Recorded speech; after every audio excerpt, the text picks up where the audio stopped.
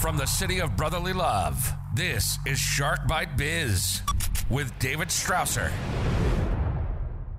Oops, you did it again? You just arrived to the newest episode of Shark Bite Biz. I'm your rockstar wannabe host, David Strausser, and this is your place to learn how to grow a business during complete global chaos. As always, this episode is brought to you by our amazing sponsor and SAP Global Platinum partner, Seidor. That's Seidor. If your business is ready to move off QuickBooks, ready to take that next step up, because you want to automate your business processes and things like that, reach out, Seidor.com, reach out to me personally. We'll get you hooked up. From mom and pop to large enterprise, we have an SAP solution that fits all businesses. Now let's get back to today's episode.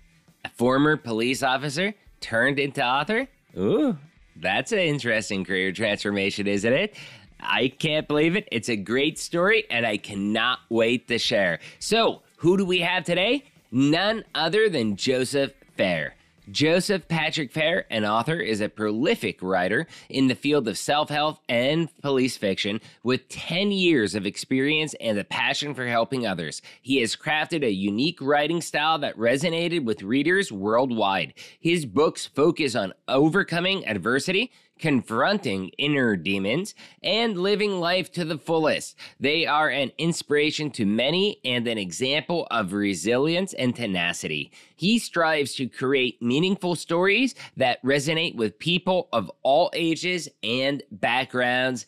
And right there, you can see the book, To Die a Hero by Joseph Patrick Fair. So, without further delay, I'm going to shut up. Let's bring Joseph right on in here. Business strategy. Joseph, welcome to Shark Bite Biz. You, my friend, you just became Shark Bait. Thank you, David Strausser. It's my honor to be on your podcast. I've been looking forward to this. We had a little communication thing, getting this thing scheduled, but I'm super excited about being here and having a really valuable, insightful conversation, maybe throw a few gems of value to your listeners and your community. I'm grateful that we were able to kind of connect, but it is hard because, this show, you got to remember, we do one episode a week, and we get a lot of interest coming into this show, and it's just hard to get everybody on fast. I can get everybody on. It's just a matter of when. That's the tough point. Some people end up having to wait 6, 9, 12 months to get on, and I apologize. It's just the way it is. I only have so much bandwidth a week. We talked in February, and I think it's appropriate to get in by June, and I appreciate you getting me into season 7. That was very honorable of you. Yeah. Yep. You'll be there for beginning of season 7 at this point. So anyways, we do have a tradition on this show. Very first question we ask every single guest, it's been over 200 episodes now, is what's your background? What's your experience? What do you do for a living? How'd you get there? Basically, in a nutshell, tell us what makes Joseph Joseph. All right. Well, I was born here in West Michigan to a very interested and talented family. When I was very young, I became interested in firefighting, law enforcement. I grew up in a family with a family business, and later on, I kind of decided I want to put all my time and energy into serving the community. So went through the fire academy, switched over about 7 years to the police department, left the police department in 2020 when I retired. To continue giving to the community, I decided to write a fiction novel called To Die a Hero, end of watch 1. And I like how you have that on the bottom there where it says, because anybody, okay, so you all know we have audio and video versions of this show, but on the bottom of the book, you could see a novel from former cop Joseph Patrick Fair. And I think that's cool that you have a story that's To Die a Hero that shows kind of like a blurry police scene in the background. For audio listeners, just want to kind of give that visual. And then you have the novel from a former cop down on the bottom. I think that's cool. I think it gives it a little bit more flair, I guess you could say. When I was doing police work, occasionally I would have a flash of insight. I would have a light bulb moment, and I would say, I don't want to take going on this call. I don't want to take it and use it in a book, but I want to take the experience I had and how it affected me. And then I want to repurpose that experience I had and put it into a book to teach other people, motivate other people to go into it. So I looked at writing a nonfiction book about it. I realized conflicts of interest. I figured out the nonfiction was the way to go. And the story is a classic Joseph Campbell hero's journey about a cop that shows up and he's not necessarily motivated by the proper things in life. And then he falls off the horse a couple times. He's got to dust himself off. He's got to face a little bit of his own failures and his own personality problems. And then through the book, there's a journey for anybody to see in the story arc where he becomes a much more responsible person, a better cop. And then at the end, there's a natural disaster, and he's got to rally the troops around to solve a natural disaster and save people's lives. Wow, that sounds like a great story. So I've got to ask. I mean, we've had a lot of. Well, hold on. Let me take a step back. We've got a lot to unpack with that introduction there, but let's start with the book because we finished with that. And then we'll get to the policing and stuff like that afterwards. But with the book, how did you write that? We've had a lot of creative people like you onto the show. And this is your only book, is that correct? I had a book before this called Life and Death in Small Town America. It came out 2017. I didn't know what I was doing on the first book, and I winged it. And on the second book, I hired a book coach and got consultants, and it turned out much better. So the other book's too old to talk about, but the new book is done well. I will be transparent about the fact that I was born with a learning disability called dyslexia, and dyslexia affects your ability to spell and read. I happen to have the right mother that got me to a tutor and worked me past that. But the superpower of dyslexia is creativity, and you see things in life. I think the average person sees things in life, but the bell doesn't ring, and they say, this is an opportunity. I went to a rollover car accident. I went to a lot of these things like that. People were screaming. It was chaos or whatever. Somehow in my mind said, you got to get back to the damn station and write this down in a binder.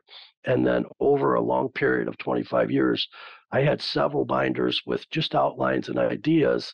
And I also have a pretty good memory. So I went back and took those, fictionalized them, and repurposed them in the book. And then I still had to hire a professional book coach and editor, proofreader to stitch the story together because it was really broken, and it was a series of small, short stories. So it wasn't really like you just sat at the typewriter like you see, I guess maybe TV shows or Netflix or whatever, where you have a writer just typing out a story. It wasn't exactly like that to a degree. But I've also seen the opposite end where you have people with like Post-its all over, like trying to piece things together with a vision board with strings on it, a lot of starts and a lot of stalls. When I finally got with the right writing coach and the right editor and proofreader, the story started to take shape, and then I saw the value of it just skyrocket. And then I said, oh my God, I had a clunky story. Now I've got a very good book. And that process was super exciting to go through that. And then I have to give credit to Susan. Well, with the proofreading, sorry, I didn't mean to interrupt there, but with the proofreading and the editing, did you feel like they chopped out any parts that you were really fond of that should have been in? It did. When it went to final edits to get the end of the story right, they had to cut out a few chapters in 26 chapters. Yeah, 26 and 7 had to come out to make the end right. But I didn't understand that writing a book like this, usually write 3, end of watch 1, end of watch 2, and end of watch 3. So therefore, you got to save some of the real good stuff to go in the second book. If you give it all on the first book, the second book fails. It just doesn't. So you have to look at it as a 3-book project. And it's a little like making sausage. You get some really good bacon, and that has to actually come out. It's got to go into support the second book. And then you have to write a little bit of fill-in. So Yes, I'm no expert at this, but I could tell you that writing a book involves a long-term vision and possibly at least a sequel or a third Well, book. that sounds exciting. It sounds fun. None of it's lost. It's sitting in another Google Doc. Do you get that? Right, right, right, right. And hopefully we'll see the light of the day one day in another one of those books. I mean, what I was looking was I forgot the name of it. Most people would never forget the name of this, but you have to also remember that I have not done as many things as most people have. Um, so one of my here it is. I have it here. One of my bucket list items is I'm a character in a book. I am President David Strausser. And this is in the book Infinity Born. It was written in May of 2017, and I just happened to get a letter in the mail from the author as a thank you because he didn't know social media. He knew Facebook, but he didn't understand LinkedIn. He didn't understand Twitter. He didn't understand Instagram. He's like, how do I use this? And I'm like, okay, here. I made him a couple 2-3 page guides on each one, and I sent it to him. And I'm like, here you go. Just because I love your books, they're amazing. And one of the first authors, nonfiction authors that or fiction authors that I ran into that I really, really, really loved. And, out of nowhere, 3, 4 years later, I mean, he straight up, just makes me a character. He's like, hey, just so you know, President David Strausser appears in Affinity Born, and it was a book by Douglas E. Richards, who's a New York Times bestselling author. So it's also not like it was a nobody author that just made me a character in his book. I mean, this is a New York Times bestselling author. I think I could arrange for you to be in a second book too. We'll have to talk when we get off air, but I got to get permission. It's got to be written. And if you're interested, maybe get you a small part in a movie because I'm connected to people that make movies. I had a cameo in the movie Suburban Night. It's about night, like Night in Cheyenne. I ended up working on this project with C. John Thomas in Hollywood, and then at the very end, a couple of people folded on the extras, and then he called me last minute. He emailed me and he said, "Hey, we need your to sit at the table opposite the star character. You're going to have 2 or 3 lines." And then I did all it. They muted out my lines, but I'm there on the right side of the cafe scene.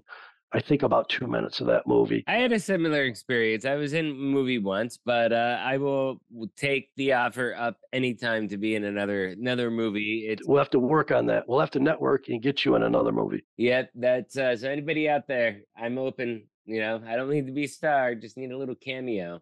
Shark Bite Biz cameo on some kind of movie. That'd be pretty gnarly. Let's talk about the commercial part of the book. Do you mind? And again, this is territory that you don't want to go into. We won't, because some people it's personal, other people it's not.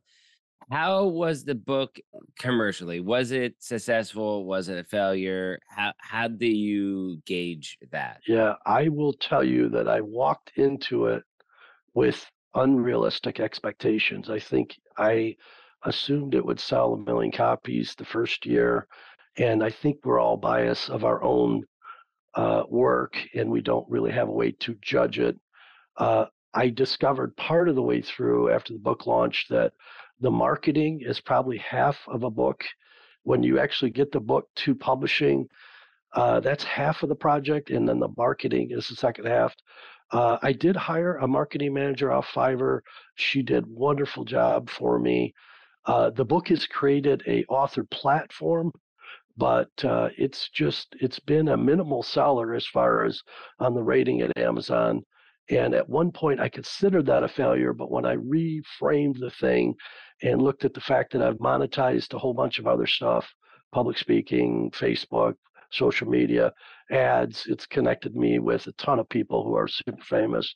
I would have to call the book a success as a project, but not necessarily a success as far as becoming a bestseller. Okay, that's fair, and I think that's understandable. And I think that's one of the things that a lot of people don't understand is that marketing, making money, business, oftentimes, sometimes it's like it goes into a black box, and yeah, you are making money doing this or doing that, but maybe it wasn't through the direct path that you thought, which, like with you, it was, I'm going to write a book. The book is going to sell.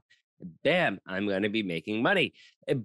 And instead, you're doing it a roundabout way. It's kind of like SEO in a way, if you think about it, how SEO works, like having backlinks and be it on other sites and stuff like that. Like we were talking about with your magazine article earlier today, same exact thing. The book pivoted me to Heart of Hollywood magazine. Then I got a job writing on the blog there. And then that has been good. It's been good, but not great. I often get people on LinkedIn reach out to me. They want me to collaborate on a project. I'm in talks with the nonprofit right now to help them on a startup. So clearly, being an author has been super valuable, but I've had to pivot on my expectations of how the revenue is going to come in. It hasn't really come. When I look at the total cost of the book, the production and the marketing and all that, and the total revenue, it's been pretty much a net neutral. But all the other things that have pivoted from it have been a net positive. And I guess in retirement, I would call it success. But like you said, a connected success, first action, pivot, second action success. I'm in a third generation of pivot right now with self-help writing and whatnot, and it's getting traction. I'm getting on big podcasts. And we'll get you on Joe Rogan one day. If young Jamie is listening, Joe Rogan, call me, send me a message on LinkedIn. I'm coming on. I'll give you the best performance you've ever seen, Joe Rogan. Hey, he's had some wild and crazy shows. Unbelievable things. And the podcast is incredible. I mean, whether like even I'm not going to say the name because of YouTube and all the other algorithms, but AJ, and you can look at some of the guests that he has that have people that start with AJ on there, a very controversial figure. I'm sure you can probably assume who it is. Whether or not you like the guy, whether or not you believe the guy, you cannot say that guy is not entertaining and will make you laugh your butt off. Because when I watch his episode and he's hooting and hollering and raising his arms like a gorilla bed, I mean, it was hilarious to hear him go back and forth. And then Joe Rogan had him on with I think it was Eddie Bravo on the first episode, and it was a flat earth conspiracy theorist. And you have AJ saying that, like, no, the earth isn't flat, the earth is round. And it made him look like the sane person, not the conspiracy theory nut. And it was just a bonkers of an episode that, I mean, that is probably most Joe Rogan episodes I only listen to once with everything. I mean, movie, I only watch it once. Okay. Why? I mean, I don't find value. Music's probably the only thing I re-listen to. And that's because every time I can hear something different, hear something else. And you could probably do that on Joe Rogan or movie or something. But for me, look behind me. I got guitar, I got guitar amps, it's a passion of mine. So it's the only thing I re-listen to. But that one, there's three of them. Specifically the first one. The second one's good too. The third one is because that's when Joe Rogan became on Spotify and they were trying to fact check everything. And the funny thing is, every time they tried to fact check it because they were trying to be politically correct, it was like, oh, well, the New York Times did write this, and it was like, oh my God. But the first one is by far the most entertaining, the craziest. I don't even think it's on Spotify. I think it's one of the episodes you can only get maybe on YouTube. But I suggest everybody go out there if you want a good laugh, watch that. But anyways, let's pivot back to talking about you in the last couple minutes that we have. How you have a social media brand, you have strength, courage, spirituality. Okay. How did you go about building that? How did you get that to the next level? I went about building that by networking with people, and I would discover somebody on YouTube or possibly on iTunes, and I would listen to their message, and occasionally somebody would just resonate. I would hear the tone of voice, I would hear how they're talking, I would hear how they built their brand. Then I would reach out to them on social media.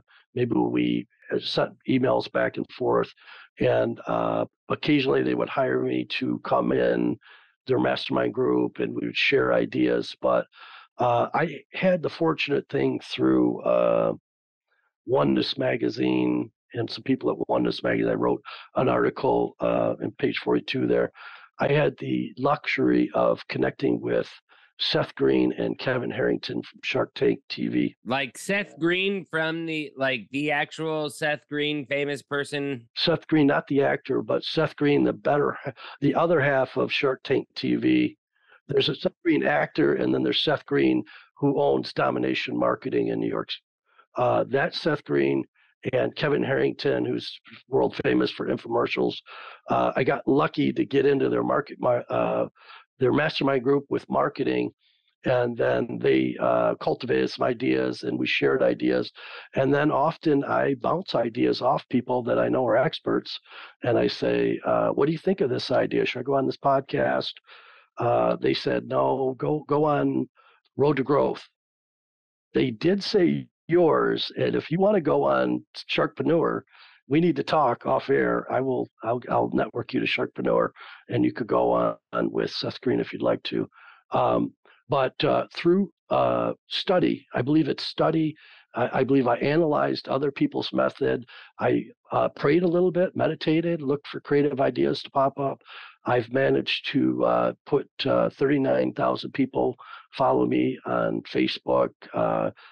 I'm still building LinkedIn. I forget where. I'm around a couple thousand on LinkedIn. I think with what you do, my personal opinion, and again, you have experts advising you, but I'm in the midst of the personal branding game because of the podcast, because of what I do, being an executive for a global $800 million a year company.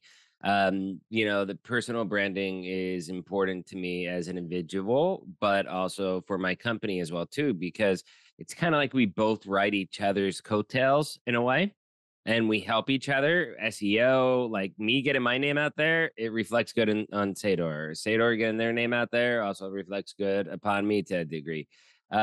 So I would say, LinkedIn is probably the best place right now for the professional type of networks. I mean, Twitter, even with Elon, I like it better, but I think it's still full of trolls, and still one tweet can blow up everything, your life's work, because so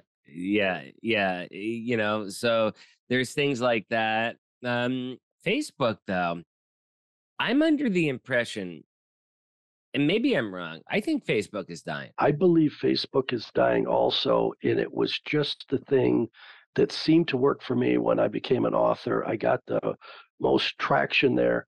I believe if I have to, I believe that the network. I believe what will eventually happen. I think people just scroll. That's it. That's all they do on Facebook anymore. They scroll, they check for updates. That's it. They're not liking, they're not commenting, unless it's super political. We're moving towards something like a hybrid, if you want me to guess or analyze this thing. And I believe that Elon is going to bring moving money to Twitter, which will make it way, way better.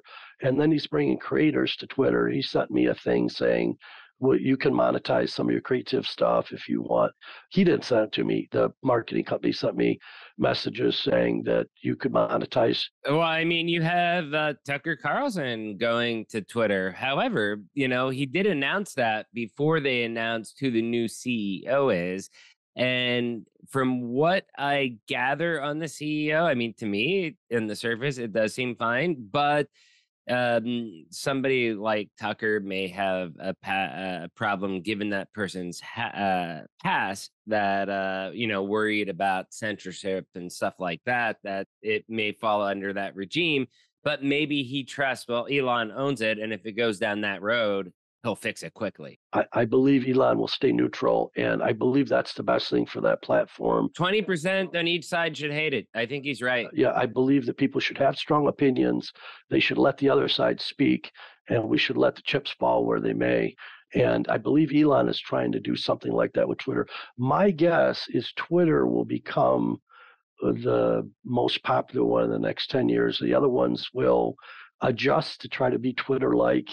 And then it's kind of hard to figure out which one will get when the money is moved on Twitter, and when you get enough marketing. I think we're about to have a whole new change, because of ChatGPT, not ChatGPT itself, but because of ChatGPT like stuff. We are about to experience a brand new, and then you start getting decentralized metaverse, all that stuff. We're about to experience a brand new wave, just as we hit a brand new wave back when we got MySpace, Facebook, eventually Twitter, and those in that time period. Those social sites, which replaced previous social sites, which were pretty much like ICQ or AOL chat, stuff like that. It was an upgrade. I think we're on the verge that these networks are now dying. People are less engaged or using them less, and we're about to go the next step. We're about to make the next move. I do have 2 questions because we do have a hard stop here in about 4 minutes. But 2 final questions I have for you. First one, policing. How hard is policing today in this environment, and again, remember, this is not a political show, but I feel I would be failing my audience without asking a former police officer, how hard it is policing today with everything that's going on around the police in general in this country. My personal opinion, I feel we are overregulated. I feel we are overlawed. I guess you could say too many laws on the books that anybody can get arrested for anything at any point. Somebody is doing something illegal, no matter how good you are. You're doing something illegal that is an infraction of some code unintentionally, and you can be arrested at any time. That's how bad I think it is. And that's why I think that there is some sort of a broken system there, that we just have too many laws for stupid things that shouldn't be laws. I don't know. That's my take. What do you think? David, I agree with you on a certain level that we are probably over policed in this community, but I believe that the way we're over policed is super complicated. I think when people talk about police work, they think of a general police work in a thing, but rural police work and big city police work are completely different. And you almost need a different police force in the rural and a different one in the city. As far as regulation is concerned, I'm a retired police officer. I will tell you, we were overregulated. The federal government is too big. They got their hands in too many things, and life would just get simpler if we had a less regulated thing. This is going to sound like I'm copping out, but I'm going to be completely honest with you about the trouble with the police department, okay? If you have an issue with your local police department, you don't really have an issue with your local police department. What you do have an issue with is your local mayor, governor. Most of the time. Sometimes you just have a cop that's an a-hole. I mean, you've got to admit those exist. That's part of it. And then I agree with your statement. And then I will say everything comes from the top down. And occasionally when I was out on the street, somebody would tell me, if somebody's driving on a suspended license twice, you have to impound the car.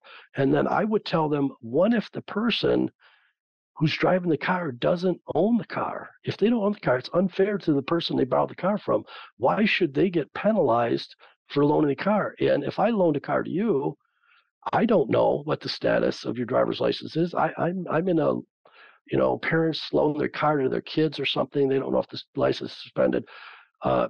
Purely, we're overregulated. There's too many too many laws on the books, and there has to be something done to streamline and sophisticate our system so that we hold really serious criminals liable, and we make a smaller deal out of traffic and other petty misdemeanors. Right. No, that's great. That's great. And I really respect and appreciate your opinion on that.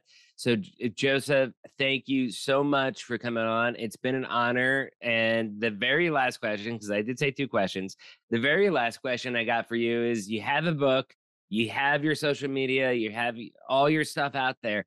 How can people get in contact with you? How can people buy your book? Yes, the easiest way to get in contact with me is Joseph Fair at Facebook, or Joseph Fair at LinkedIn. I prefer LinkedIn. If you go to Amazon and either put in To Die a Hero, End of Watch 1, or Joseph Patrick Fair, that'll get you right to the link. Do you have another book coming? I do have another book coming, and what I'm focused on right now is writing magazines, articles for different publications. That is American Lifestyle Magazine, Heart of Hollywood, and then Oneness Magazine. Anybody that goes to find me on social media will find links to articles I've written, podcasts I've been on, and I appreciate interacting with all the people that send me messages. Leave my book a 5-star review if you can on Amazon, and I look forward to coming back on your podcast if you want to. Definitely. We've had a lot of people come back for a second time. It's hard because we have so many people that want to come on to the show, and that means I'm kicking someone off that's already been on. But especially a lot of those early people that came on the show, they were friends of mine, people I knew in real life. Like our episode number 200 was Shiny Unsaw, and she's a personal friend of mine that I've known for over 8+ years, UCLA professor. She let me complete a bucket list item of speaking to a UCLA class. I never thought that this dumb kid from the Appalachian Mountains in coal country, Pennsylvania, would be given a speech twice to UCLA class. But anyways, she came on, but she was also one of my first 10 episodes when I was still learning how to make a podcast, how to produce one, how to use the tech, how to make it work, and stuff like that. So I try to cycle those people back in as I can, to kind of be fair. Like, now the show's a lot bigger. Now we got more of a following, and now a lot more people are going to hear your message. So definitely, I will have you on in the future because the show just keeps growing and growing and growing. Joseph, this has been amazing. You're an incredible dude. Great story. Thank you so much for coming on. And everybody out there listening, whether you're on audio platform or you're on a video platform like Spotify and YouTube, we will have a link down below in the description. We'll put his, your LinkedIn link, and then we'll also put a link to the book for you. So that way you can purchase the book directly. Thank you so much, Joseph. Appreciate your time, sir. Sure. Wow, that was an incredible chat with Joseph, wasn't it? I mean, really, that was just amazing. First, though, you all know the routine. If you found this interview helpful, if it sparked those warm and fuzzies, do me a favor, hit that like button, smash that subscribe button. But if you really want to help us out, because Shark Bite Biz is the greatest kept secret in the world of small business, please share us out to your friends, your family, your colleagues, anywhere that you dwell on the interwebs, whether it's Facebook, LinkedIn, Twitter, I don't care. Just share us out. I would love to see nothing more than Joseph, Patrick Fair, and Shark Bite Biz out there trending. Now let's get back to the real rock star of this show, Mr. Joseph Fair. I love this story. From police officer to finding out that he has a talent of being able to write and craft intriguing stories. I mean, we've covered a lot of career transformations in my time, but I don't think we've covered one like this before. And it is an incredible, self-finding journey, I guess you can call it. Joseph has it all. He's an accomplished author. He writes for places like Heart of Hollywood magazine and many more. What I got most out of this interview was Joseph's willingness to not be selfish, but but to use his skills either when he was a cop or now as an author to help people, to inspire people, to move and motivate people. That is awesome. And that really touches my heart personally. The article that he wrote about me, so if you haven't seen it, he wrote an article, heartofhollywoodmagazine.com. You can find it. You can Google it. It's incredible. It is like the biggest fluff pieces I have ever seen. It's one of the nicest articles ever written about me. It is incredible. And I've got to say, it does put a ton of weight on my shoulders personally, but not in a bad way. It puts me, weight on my shoulders in a good way because it motivates me to be the best version of me every single day, to live up to that high standard that he wrote about. It's not that the article wasn't true. It is absolutely true, but now I've got to continue living up to that standard every single day because, hey, it's out there, it's written, it's public knowledge now, and that's what I've got to live up to. And that's kind of what Joseph's gift is, in my opinion. He motivates people to be the best version of themselves. So awesome stuff, Joseph. Thank you so much for coming on, sharing your experience. I love how you love helping others. Please, please, please pick up his book. Again, it's To Die a Hero. Thank you so much, Joseph, for sending this out. And you wrote a beautiful note. I didn't think you did, but I found it on the back page, not on the front page. You wrote a beautiful note for me when he sent it out to me. Joseph, you are amazing. Keep doing what you're doing. Keep rocking out, my friend. You rock. Link will be down below in the description for both the book and how to reach out to Joseph. Question of the day. What do you think about the career transformation Joseph did? Leave a comment down on YouTube or on Spotify, wherever you're watching or listening to this video. Do you want to be on the show? Interviews at Shark Bite Biz. You remember, if you're watching the channel, you can join on YouTube or Spotify.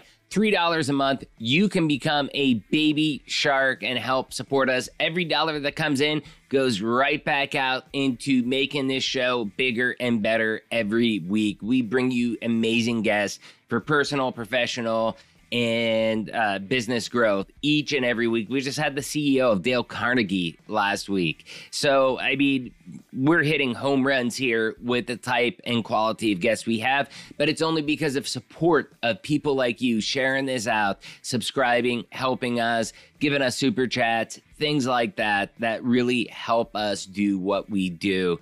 Lastly, one final shout out to our sponsor, Seidor, Seidor. If you're ready to automate those business processes, you want to take the next step up in your business, please reach out to Seidor, reach out to me. We'll hook you up. From mom and pop to large enterprise, we have a system for you. You all know this by now, but I'll say it once again. I'm David Strausser. This is Shark Bite Biz. We'll see you next episode. Ciao. You just experienced Shark Bite Biz with David Strausser. Please like, comment, and subscribe to the show to help us spread the word about personal, professional, and business growth. Want to be on the show? Send an email to interviews@sharkbitebiz.com. A special shout out to our sponsor, SAP Platinum Partner, Seidor. Get off QuickBooks and move your business to the next level. Reach out for more info. Thanks for listening, and see you next time.